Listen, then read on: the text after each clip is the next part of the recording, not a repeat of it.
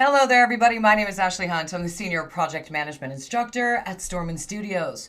And if you're in the project management industry, you've probably heard that the Certified Associate in Project Management exam has changed. This video is all about those changes, what to expect, why those changes were even made in the first place. And as recently as July 2023, big things have changed on the CAPM. Very first thing, if it's something that you're interested in, and we're going to talk about what qualifications you need to sit the Certified Associate in Project Management, because that's changed as well. But if you're interested in any kind of Project Management Institute certifications, you can go out to www.pmi.org, click on the certification tab, and check them all out. But the Certified Associate in Project Management is big news because of the big changes that have been made to the actual exam. Couple things. One of the bigger changes is the fact that you no longer need any project management experience to take the class and sit the exam. Why is this big news? Well, for the project management professional, you need a certain amount of project management experience. But what if you've just graduated college? What if you were a stay-at-home parent, you're getting back into the workforce? What if you want to shift your career? Maybe you're an accidental project manager. You're really great at your job, and guess what? You're in charge now. And you want to have a certification and some best practices in order to execute those projects effectively. Good news, you can take the course for the Certified Associate in Project Management and apply, take the exam, pass the exam, because all you need are the education credits that you get from an authorized training partner like us. So once you take the class, you will have all the information that you need to take and pass the exam the very first time. And that's exciting, especially with the world the way that it is. Industries are shifting, things are changing very quickly. So to be able to say, you know what, I want to get into project management. I didn't think I could, and have a certification to back that. Now you can. That's not the only big change, though. In fact, the biggest change of all is the content. The Certified Associate in Project Management for years has always been based on traditional, predictive, waterfall, they all mean the same thing, types of projects. That means they're very heavily plan driven. But just like the world, the industry of project management has changed. And because we're now very firmly in the technological age, the inclusion of Agile has been added to the CAPM exam, much like the Project Management Professional or PMP changed several years ago to accommodate those changes in the industry. Project management is not one size fits all anymore. If you look at the exam content outline and how the actual exam is scored and how the class is developed as far as content, the very first thing are the fundamentals, especially if you're newer in project management. You want to know what are the job roles, responsibilities, who stakeholders are, those types of things, and how your organizational dynamic can either restrict or help us manage our projects effectively. So 36% of the questions on the CAPM exam are based on knowing the fundamentals, which is always important. It lays the groundwork.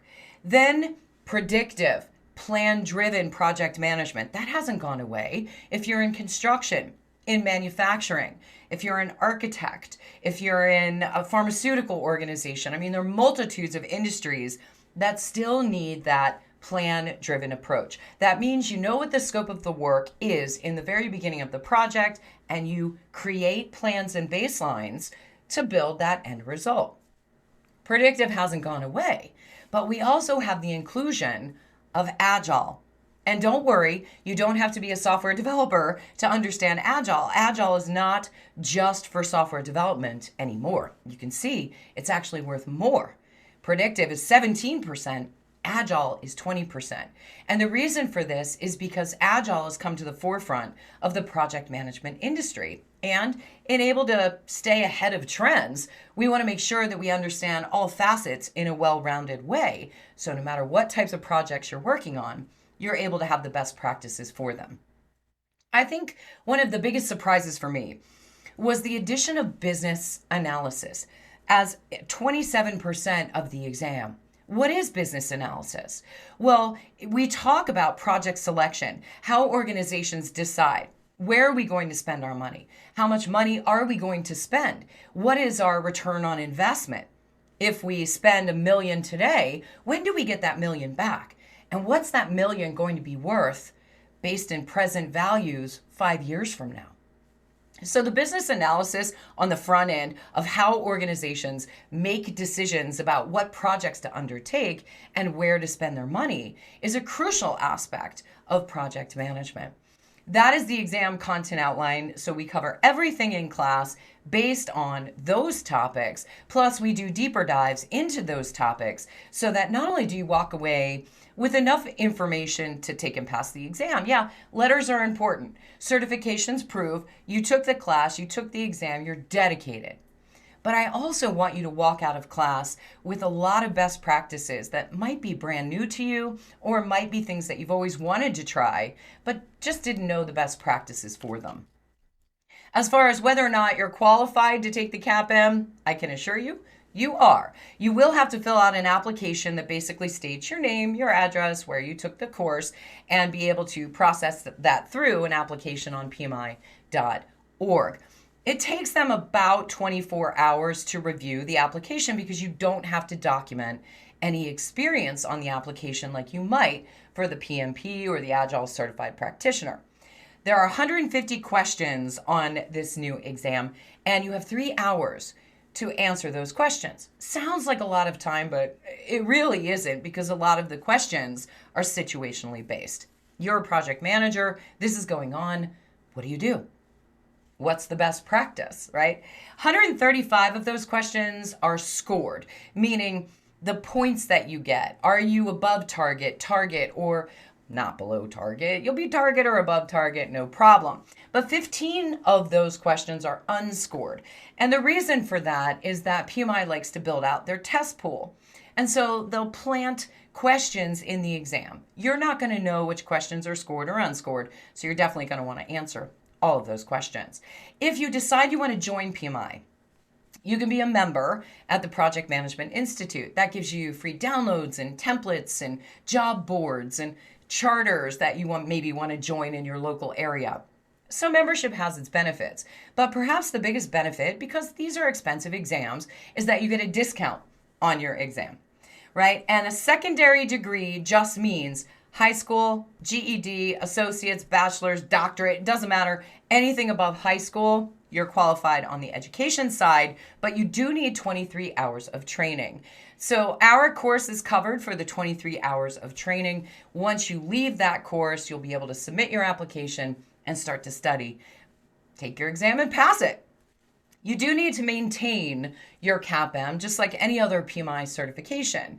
The CAPM is really designed to be a springboard toward the PMP if you decide that you want to go forward with that once you have your 3 or 5 years of experience, depending on your education.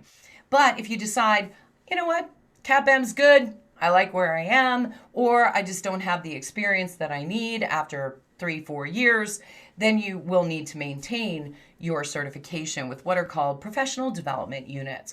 The professional development units, some of which are just doing your job, but others are being lifelong learners and taking courses that count for credit and things like that. All of this we talk about in our class at Stormwind Studios.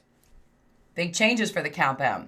Lots of big changes. And I love seeing the fact that Agile is also part of the Certified Associate in Project Management now because of so many changes in the industry. So be prepared to come to class, have fun. It's a dialogue. We talk about real world versus the perfect world concepts that we're talking about. And my hope is that you'll walk out of class with a highly well-rounded approach to project management, whether you're new to the project management industry or you've been in it for years. You're absolutely going to walk away not only with a certification, but tools that you can use in real time. So I look forward to seeing you in class sometime very soon.